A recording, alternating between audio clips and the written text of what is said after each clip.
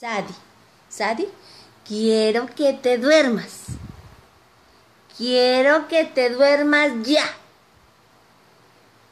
Sadie, a dormir. Quiero que te duermas. Quiero que te duermas ya. No has dormido nada. Duérmase. Ándele. Quiero que te duermas. Ya quiero que te duermas ya. Ay, Marielita, ¿cuándo vas a entender que yo ya estoy más grandecita y no tengo ganas de dormir? Quiero la latita, que la mucha latita, porque después yo voy a crecer. Entonces, debes disfrutarme. Por eso no debo de dormirme, porque yo no tengo sueñito.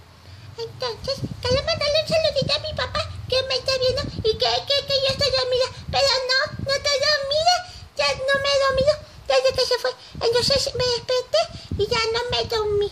Y mi madrecita quería que me duerma, pero yo no me quiero dormir porque ya no tengo sueño.